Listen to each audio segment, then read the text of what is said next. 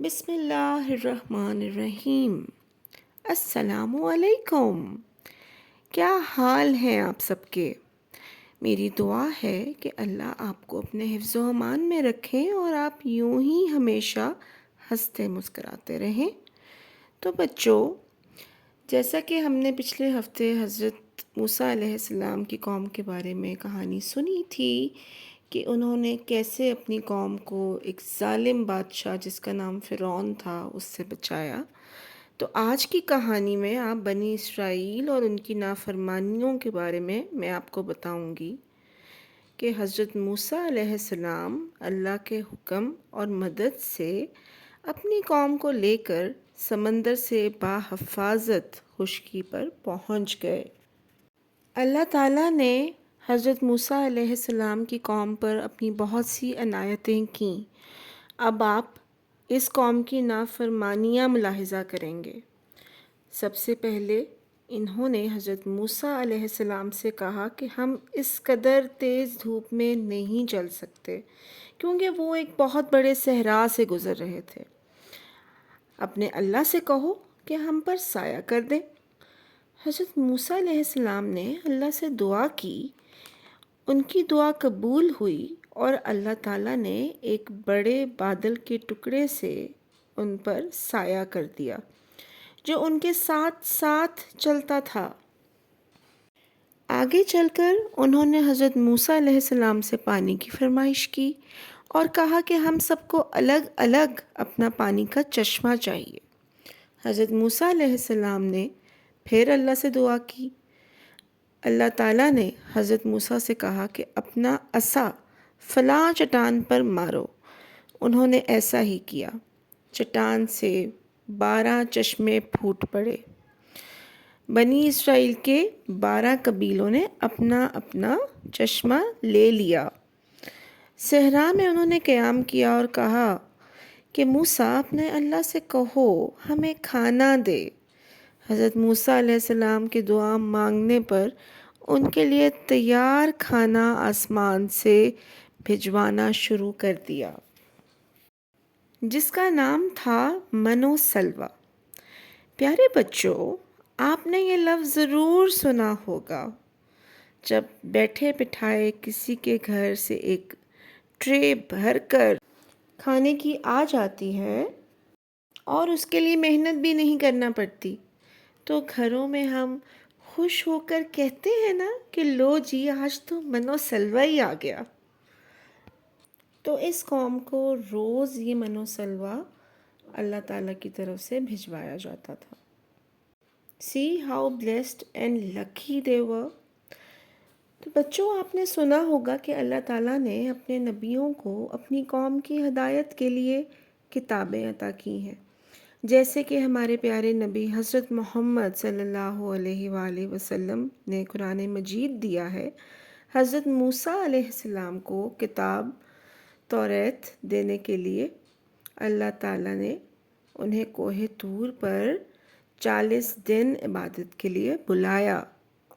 جب حضرت موسیٰ علیہ السلام 40 دن بعد اللہ سے توریت لے کر آئے تو یہ دیکھ کر بے حد غمگین ہو گئے کہ بعد میں ان کی قوم نے بچھڑے کی پرستش شروع کر دی تھی۔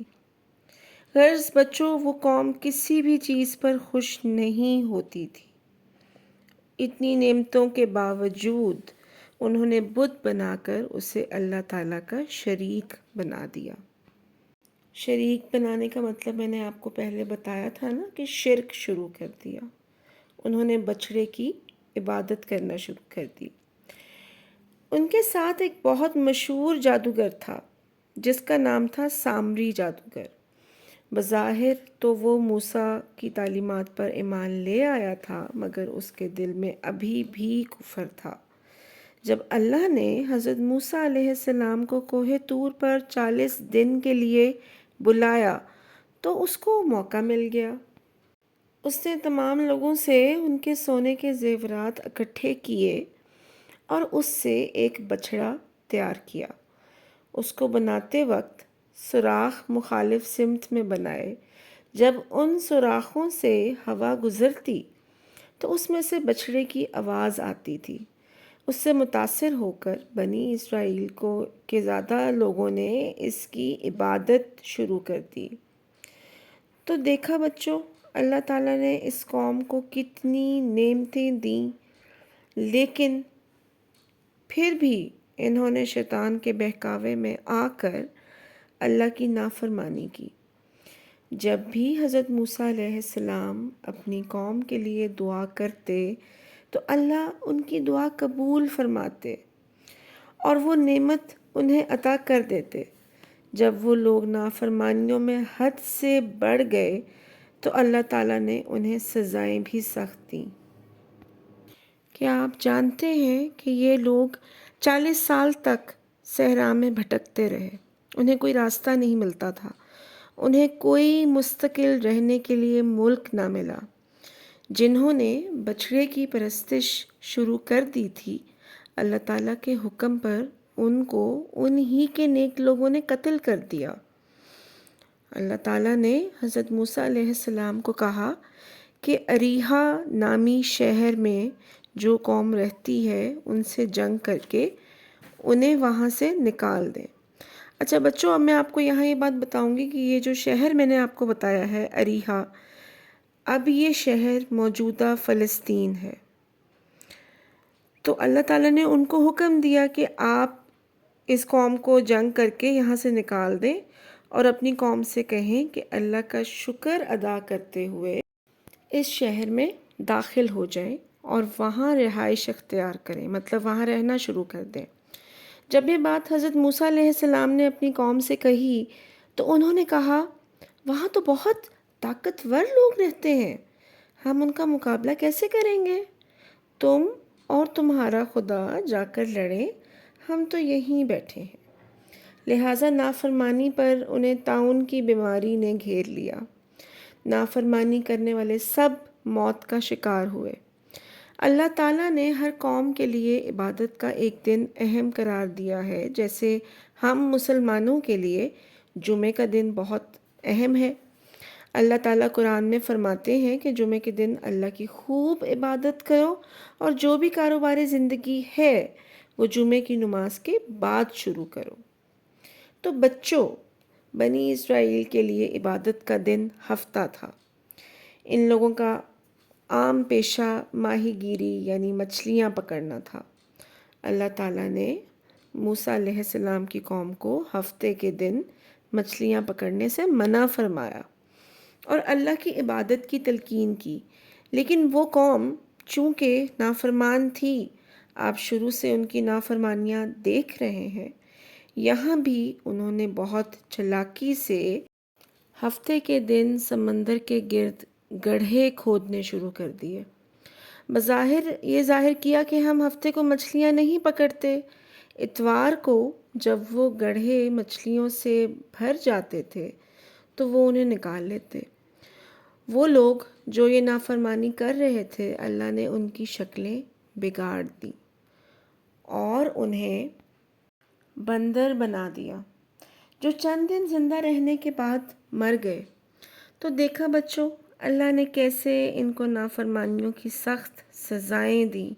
ایسا اس لیے ہوا کہ اس وقت گناہ یا نافرمانی کرتے ہی فوراً سزا مل جاتی تھی۔ ہمیں شکر کرنا چاہیے کہ ہمیں ایسی سزائیں نہیں ملتی، لیکن بچوں اس کا یہ مطلب ہرگز نہیں کہ ہم نافرمان ہو جائیں۔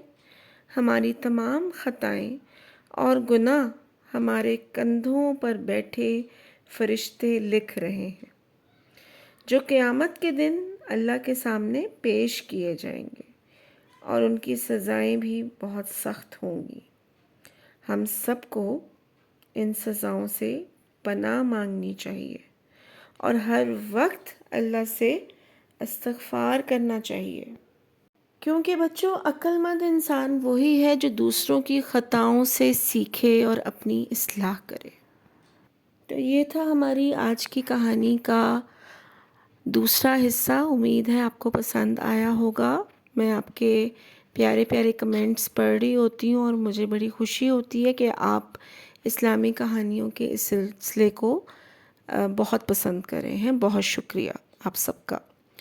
تو بچوں، آج کی جو اچھی بات ہے وہ اچھی بات بھی ہے، ہدایت کی بات بھی ہے، اور اس کو آپ سب نے بڑی غور سے سننا ہے۔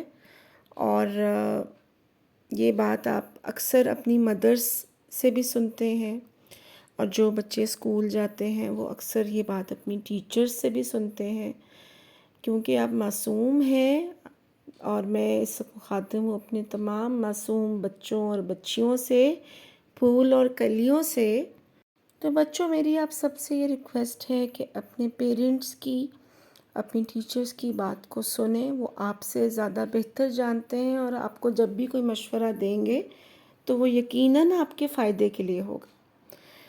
اور میری یہ ریکویسٹ ہے سب بچوں سے کہ جب آپ اسکول میں اپنا پورا دن گزارتے ہیں اور آپ کی اسکول میں چھٹی ہو جاتی ہے، ہوم ٹائم ہو جاتا ہے، اور سب بچے ایک جگہ پہ چلے جاتے ہیں، تو آپ کی کوئی بھی چیز بیٹا اندر رہ گئی ہے، یا آپ کچھ بھول گئے ہیں، یا آپ نے واش روم جانا ہے، کبھی بھی آپ نے اکیلے بلڈنگ میں واپس نہیں جانا۔ آپ کو ہمیشہ اپنے آپ کو وہاں رکھنا چاہیے جہاں سب بچے موجود ہیں، جہاں آپ کے فرینڈز موجود ہیں، جہاں آپ کی ٹیچرز موجود ہیں۔ سم ٹائمز بچے ریکویسٹ کرتے ہیں، مجھ سے بھی آ کے ریکویسٹ کرتے ہیں کہ teacher it's very urgent, we have to go, but it's not safe for you. چاہے آپ جہاں بھی ہیں، کہیں پہ بھی ہیں، مطلب آپ کسی مارکیٹ میں ہیں، آپ اپنے اسکول میں ہیں، آپ کو اکیلے ان مانیٹرڈ نہیں رکنا ہے۔ چاہے آپ کسی پارک میں ہیں، اپنے فرینڈ کا ویٹ کریں، آپ نے اپنی ماما کی بات سننی ہے۔ اگر وہ آپ کو منع کر رہی ہیں کہ آپ نے شام کو اس وقت اکیلے باہر کھیلنے نہیں جانا ہے، تو لسن ٹو دیم۔ آپ اپنے اسکول ٹائم کو، اپنے پلے ٹائم کو خوب انجوائے کیجئے، لیکن اپنا خیال بھی ضرور رکھیے۔ تو یہ تھی آج کی کہانی اور آج کی نصیحت کی بات۔ امید ہے آپ کو پسند آئی ہوگی، اور میری طرف سے اللہ حافظ۔